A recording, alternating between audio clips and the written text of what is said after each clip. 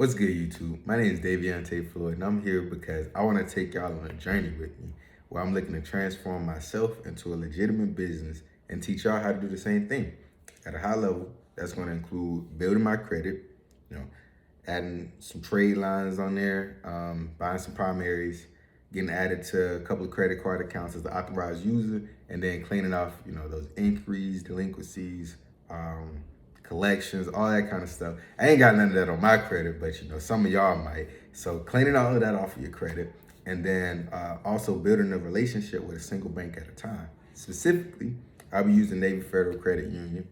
Think of it like this: the more money you have coming in and out of your account, the more appealing to the banks that you are. And so, keeping a silver, gold, platinum kind of mindset, you want to be in that platinum tier. And the easy way to do that is by setting up one of your personal accounts as a temporary business bank account. Just get some money flowing through there, get some money flowing out of there, expenses kind of things. Now you want to do all of that in unison with acquiring, a shelf company that got some age on it, and then eventually getting that business bank account set up using that shelf company's EIN, which is basically like a business's social security number. And so you then take that same mindset, that same concept that you were using for your temporary business account and apply it to your real business account.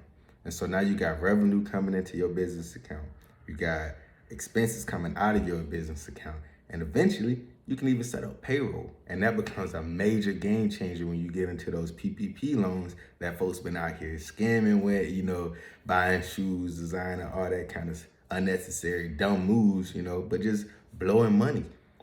We're going to use that money to make some money, not just, flips and nothing like that. But I mean, like, legit use it to make some real money, pay the bank back, because you want to keep those good relationships with the bank. And all they're going to do is offer you some more money. You want to do business with the richest people in the world, right? Like, who don't want to do business with the richest people in the world? And I mean, as far as I'm concerned, banks got all the money. That's what I know, what you know, right? Banks got all the money, so you want to keep a perfect relationship with the bank. And the easiest way to do that is by paying them back their money. Because, banks don't get paid unless they give money out.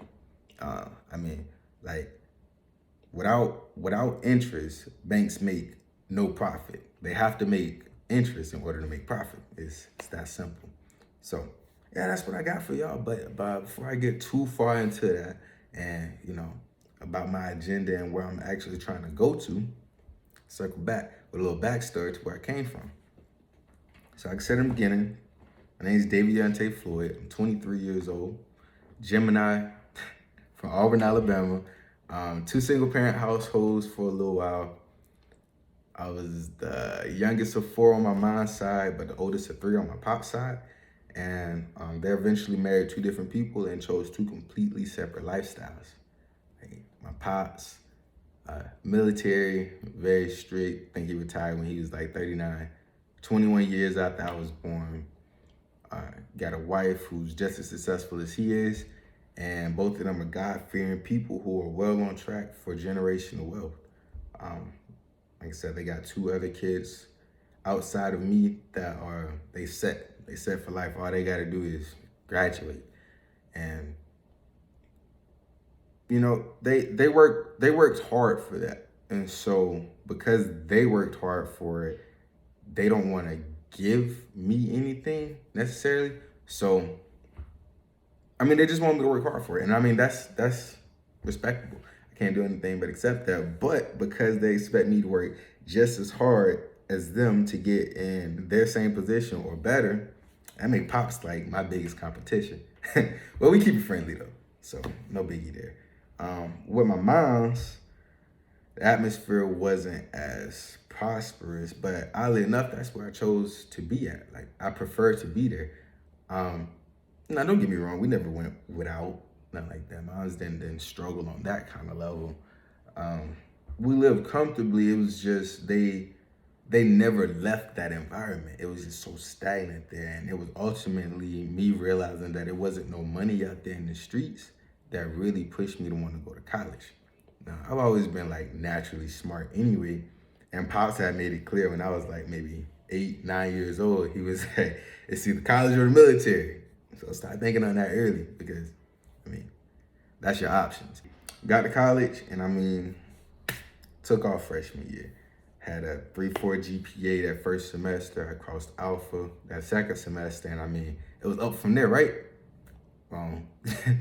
I got enrolled in some classes that summer that I didn't know I was enrolled in. Well, okay, I knew I was enrolled in them. I just thought that they was going to drop if I ain't paid for them, if you want to be honest. But somehow they pulled it from my financial aid or something. Those classes got paid for, and I ended up with 2 zeros on my transcript that summer. So I went from like a 3.4 to like a, 2.6 down to a 2.1, I think. And so I had to scratch in. Well, I was gonna be scratching from there once the semester started, but met a shorty that summer. I was back at home and she ended up getting pregnant at the beginning of my sophomore year. And I mean, that was the first time in my entire life that either of my parents had ever said that they was disappointed in me, mom or dad. And so, like, I vividly remember my pops finding out the news, calling me while I was in class and everything. And of course, rejected that motherfucker. I'm in class. He hit me right back. Answer this phone. I'm in class, Dad. Nah, lead the class. Answer this phone. Oh, I got the class. Hello. Something you need to tell me? Nah, you already know. That's why you calling me now, right? But, I mean, he pretty much just cut it to me straight. He's like, what you gonna do? I was like, I don't know. Probably drop out of school, go back home with my moms, get a little plant job or something, because I need some bread, like ASAP. And he was like, nah, I got you this far. I got you to college. It ain't no way you just gonna drop out. Like, that ain't an option. So what you gonna do? I'm like, shoot, I don't know, Dad. What I'm gonna do? I don't know, Tay. What you gonna do? Figure it out. And so, I mean, from there, it just got worse. I was failing every single class I was enrolled in. I had like a transcript full of F's. The semester was coming to a close pretty soon, and ended up taking a trip out to Tennessee. I picked up some bad habits before taking that trip, and ended up getting pulled over for speeding.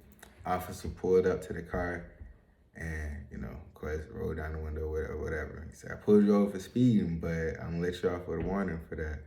But I do smell the marijuana. 3 days in jail right there. So spent them 3 days. I mean, it was just 3 days. Caught a little misdemeanor, had to pay a little fine. No biggie, right? But my pops wasn't having none of that. So he snatched the keys from my car. So I lost my car. I got fired from my job that same weekend because I couldn't call out of work. And I mean, made it back to campus finally, and my grades still weren't getting no better and nothing. So by the time November, early December rolled around, I quit, threw in my towel. Oddly enough, went back to his crib though, in secret, sat in a room, came up with a whole new game plan. It's like, all right, gotta re-enroll back into school, get your GPA up, work on getting this resume up so that you can graduate and get a good job so you can get custody of your child. That was my 3-part plan, or 4 if you count getting back into school. But re-enrolled into school, changed my major from chemical engineering to the management information system, ended up with a minor in computer science. And by the end of the semester, my daughter was born in April. That's when all the hard stuff started. So I remember those nights, sitting there coding with one hand, studying or something, and rocking her to sleep with the other, and getting up the next morning, having to take her to class with me, get out of class and run her 45 minutes up the road and drop her off with her moms and come back to campus to go back to class. And hell, it got even worse from there. It was times I had to go up there and pick her up from daycare, drive back to Tuscaloosa where I was going to school at, try to drop her off at my aunt's if I could. I mean, sending her mom's money and everything because neither one of us really just had it like that from our family. And I mean, she a college student, I'm a college student. I'm holding 2 jobs, like struggling, really just trying to put it together, trying to make it work for both of us for real. But I mean, a lot of it went unnoticed, and that's okay because at the end of the day, it all paid out.